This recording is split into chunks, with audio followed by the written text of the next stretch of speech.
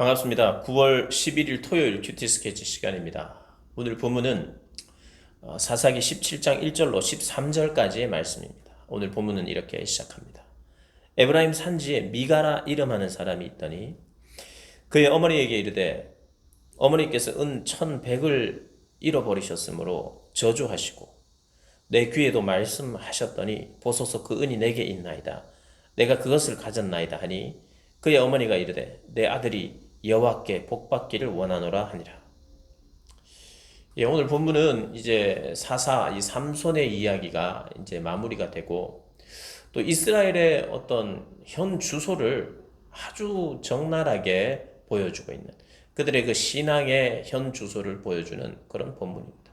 오늘 시작하는 것처럼 에브라임 산지에 미가라고 하는 사람이 살고 있었습니다. 근데 2절을 읽어보니까 말이 안 되는 이야기가 소개돼요. 어머니에게 은 1,100이 여기 있습니다. 어머니가 잊어버렸죠?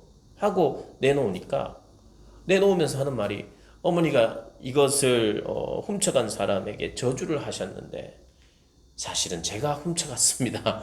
하고 내놓는 거예요.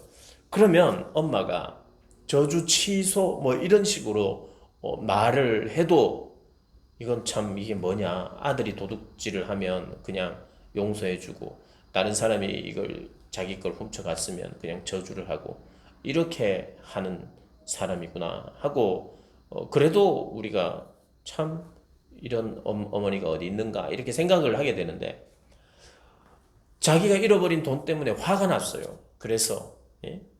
이 사람 내 훔쳐간 사람 이 사람 너희 집에 불나버려라 뭐 이런 식으로 저주를 했는지 어쨌든 저주를 했어요. 근데 아들이 그걸 딱 가져왔다니까 이렇게 이야기합니다. 내 아들이 여호와께 복받기를 원하노라. 도둑질한 아이에게 복받기를 원한다. 말도 안 되는 이런 아주 말도 안 되는 이야기로 시작이 돼요. 그 정도로 이 이스라엘이 이 신앙이라는 이름은 가졌으나 여호와라는 이름을 들먹이고는 있으나 도덕적인 수준이 완전히 바닥인 거예요. 아무 기준이 없습니다. 복 받기를 원한다, 저주 받기를 원한다는 게 기준이 없어요. 그냥 아들이면 저주를 받을 만한 행동이라고 할지라도 복 받기를 원한다 이러는 거. 참 쉽지 않습니다. 기준이 아들이라는 이유로 그냥 저주에서 축복으로 바뀌어야 되는 거예요. 이유가 없습니다. 그래서 이제 이 은 1,100을 어머니에게 돌려주니까 어머니가 아들을 위하여 내가 내 아들 미가를 위하여 한 신상을 또 새기네요. 여호와께 복받기를 원한다 그랬는데 신상을 만들어요. 그리고 신상을 만들어서 또 내 손으로 이 은을 여호와께 거룩히 드리노라 그래요. 여호와께 또 드린대요. 신상을 만들고 물론 뭐 여호와를 닮은 뭐 여호와의 상이라고 생각했을 수도 있어요. 근데 여호와께 거룩히 드린다 그럽니다. 하나님, 제가 이 물질을 드립니다. 그러는 거예요. 여호와의 이름이 나옵니다. 저주 받아야 될 그리고 이미 저주를 선언했어요. 내 돈 훔친 놈은 저주를 받아라. 이렇게 했는데 바로 복으로 바꾸었다가 그 아들이 또 돈을 다시 돌려주니까 그거를 아들을 위해서 신상을 만들어요. 그래 놓고서는 이 은을 여호와께 거룩히 드린다. 거룩히 드린다는 말과 하나님 드린다는 말, 이건 하나님 받지도 않으실 뿐더러 이것을 여호와께 드렸다고 말할 수 있나요? 난 여호와를 위해서 이 시간을 썼습니다. 내가 여호와를 위해서 이 물질을 썼습니다. 내가 여호와를 위해서 이 재능을 썼습니다. 그럼 내 마음대로 한다고 하나님이 다 받으시는 분이 아니에요. 이것은 하나님의 이름을 망령되이 여기고 있는 것입니다. 내가 그냥 하나님께 드렸다고 말하면 하나님 받는 게 아니에요. 이 여인이 이건 뭐 하나님께 드릴게요 한다고 이게 올바른 게 아니죠. 자기 마음대로 해요. 이스라엘이 지금 왕이 없으므로 자기 소견에 옳은 대로 행한다는 이 사사기의 주제의 문구처럼 지금 마음대로 지금 하나님의 이름, 신앙이라는 기준으로, 신앙적 기준 없이 그렇게 살고 있어요. 그리고 제사장도 세워요. 미가가 그 신당에 5절에 보면 그 사람 미가에게 신당이 있으므로 그가 에봇과 드라빔을 만들고 한 아들을 세워 그의 제사장으로 삼았더라. 자기 아들 중에 한 사람을 세워서 또 제사장을 삼네요. 자기 마음대로예요. 제사장을 아무나 세울 수 없어요. 제사장은 레위 지파여야 됩니다. 그런데 임의로 그냥 제사장을 또 세워요. 왜요? 이렇게 뭐라도 뭔가를 하면 제사장이란 이름도 붙이고 뭐 신당에서 뭐 여호와께 드린다 그러면 되고 할 줄 알았는 거예요. 자기 마음대로 하나님을 섬기. 하나님이 한 분이십니다. 그리고 그분을 믿는 방법도 하나예요. 말씀. 하나님의 명령, 규례대로 믿어야 돼요. 여러분, 그래서 내 삶은 엉망이지만 나는 믿습니다. 난 믿기만 하면 되잖아요.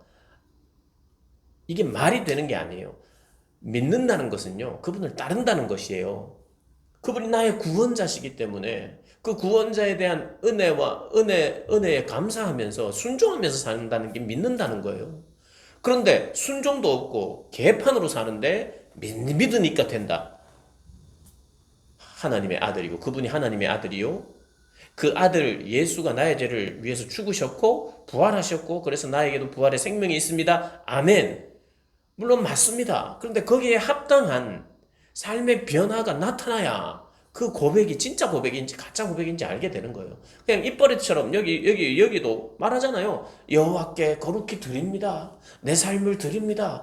복을 주소서 이렇게 이야기해요. 그러나 우상을 만들고 있어요. 아이의 도덕적인 그 삶에 대해서 지적하지 않고 오히려 내 아들이니까 너는 복 받아라. 잘 훔쳤다. 이러는 거예요. 내가 사실은 이 돈을 너를 위해서 쓰려고 해. 여러분, 삶은 엉망이지만 믿기만 하면 된다. 말도 안 됩니다. 말씀은 내가 모르지만 나는 믿기만 할 거야. 말이 돼요? 아니, 믿을 말씀을 알아야 믿는 거죠. 내가 무엇을 믿는지를 말씀을 통해서 아니까. 그러니까 나는 믿습니다. 아무리 고함 지르고 아무리 믿습니다 1000번 해도 믿어야 할 말씀을 제대로 알지 못하면 어떻게 살아야 될지 삶에 대해서 모르면 그것은 믿음이 아니에요. 그런데 희한하게 이스라엘이 그렇게 살고 있어요. 그리고 우리 믿는 자들 안에도 이런 삶을 사는 사람들이 있어요. 나는 도덕적으로 나는 지금 내가 사람들을 속이는 방식으로 돈을 벌고는 있지만 나는 믿습니다. 말도 안 되는 거죠. 그리고 나는 남을 속이는 방식으로 해서 많은 이윤을 취득하여 여호와께 거룩히 드립니다. 말이 안 되고 여호와가 받지 않으시는 거예요. 하나님은 정직하고 거룩하고 깨끗한 시간과 물질과 우리를 받으십니다. 그리고 제사장까지 세웠는데 오늘 이제 8절부터 13절을 읽어보면 이제는 레위인 중에 한 명이 지금 베들레헴을 떠나서 에브라임 산지로 갑니다. 미가의 집에 이르렀어요. 왜 이 사람이 이 에브라임으로 갔느냐 하면 자기가 지금 제사장으로서 사역할 곳이 없는 거예요. 원래 이 제사장들은요 모여서 사는 게 아니라 지파별로 흩어져서 그 성읍마다 제사장의 직분을 감당하는 거예요. 그런데 그 일할 자리가 없는 거예요. 그래서 이것도 이스라엘의 형편이에요. 적어도 이때만 해도 제사장을요 그 마을에서 그 지파들이 자기네 제사장을 잘 모셨어야 돼요. 그에게는 기업이 없거든요. 오직 하나님밖에 없거든요. 그래서 그들을 따로 다 떨어져 사는 이들을 그들이 살 수 있도록 그리고 제사가 잘 진행될 수 있도록. 그러나 이것이 제대로 안 됐던 거예요. 그래서 그가 스스로 살 길을 찾아서 옮겨갔어요. 이 제사장도 문제예요, 사실. 오늘 문제가 뭐냐면 미가가 청년을 보고 네가 레위인이니? 그럼 제사장이네? 그럼 우리 집 제사장 해줘. 내 아들을 내가 제사장 세웠는데 내 아들이 이거 이제 진짜 제사장 레위 출신 이제 들은 건 있으니까 그래서 네가 오면 뭡니까? 오면 우리가 진짜 복을 더 받겠다 이렇게 생각한 거예요. 그래서 그 사람에게 뭘 제안했느냐 하면 해마다 은열과 의복 한 벌과 먹을 것을 주겠다. 해마다 은열 그 다음 의복 한 벌 먹을 것을 주겠다. 아주 좋은 대우 같아요. 그러니까 그 청년 이 레위 지파 제사장도 흡족한 거예요. 만족한 거예요. 그래서 11절에 이렇게 이야기합니다. 그 레위인이 그 사람과 함께 거주하기를 만족하게 생각했으니 이는 그 청년이 미가의 아들 중 하나같이 됩니다. 막 아들처럼 제사장의 역할을 감당하면서 그곳에서 그냥 주는 거 받고 먹으면서 그래서 만족하면서 사는. 이 제사장도 자기의 기준이 내가 먹고 사는 것에 있어요. 물론 먹고 사는 것이 중요합니다. 그래도 적당히 먹을 수 있고 이 돈이 없어서 먹을 것이 없어서 그거 때문에 제사장의 역할을 제대로 감당하지 못해서도 안 돼요. 그러나 그의 만족의 이유가 다른 데 있었어요. 하나님의 일을 잘 감당할 수 있는 곳이 생겼기 때문이 아니에요. 거기는 엉뚱하게 하나님을 믿는 곳이었고 거기는 개혁이 일어나는 것이어야 돼요. 그러나 제사장이 개혁을 하지 않습니다. 그냥 미가가 시키는 대로 그냥 제사 드려주는 거예요. 주는 돈 꼬박꼬박 받으면서. 이스라엘의 타락상을 이야기해요. 백성도 타락했고 제사장도 타락했고 그들의 영적 수준도 낮고 도덕적인 수준도 낮고 하여튼 그야말로 제사장도 백성들도 자기 마음대로 자기의 생각대로 하나님을 믿습니다. 그리고 13절에 이렇게 이야기해요. 이에 미가가 이르되 이제 자기는 다 갖추어졌다고 생각해요. 신앙적으로 이제 나는 다 갖추었다 이렇게 생각합니다. 레위인이 내 제사장이 되었으니 이제 여호와께서 내게 복 주실 줄을 아노라. 그러니까 하나님의 말씀과 전혀 관련 없는 그 어디 하나, 그 어느 곳 하나 하나님이 원하시고 기뻐하시고 하나님이 지지하시는 내용이 전혀 없는 그러나 여호와 이름이 많이 나옵니다. 여호와께 거룩하고 여호와께 드리고 여호와께서 복을 주시기를 원하고 여호와. 사랑하는 여러분, 정말 우리가 심각하게 이 말씀을 받아들여야 돼요. 나는 혹시 이 복을 중심으로 내 신앙이 움직이고 있지는 않는가? 이 본성적으로 우리가 그것에 움직이기가 쉽습니다. 그래서 이건 늘 싸워야 돼요. 기복주의와 늘 싸워야 됩니다. 한번 1년 전, 2년 전에 내가 한번 해결하고 내가 승리했다고 해서 그게 자동적으로 해결되는 문제가 아니에요. 또 일어나고 또 일어나는 문제입니다. 기복주의는요.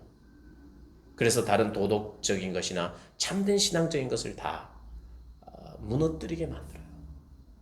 오늘 이스라엘이 삼손 이후에 또 여전히 그런 삶을 살고 있다는 것 다시 한번 보여주면서 우리에게 오늘 말씀하시는 거예요. 오늘 말씀요 한 10번 정도 읽고 많이 생각하시면서 나는 어떤 자리에 있는가 여러분 돌아보는 복된 시간 되시기를 주님의 이름으로 축복합니다.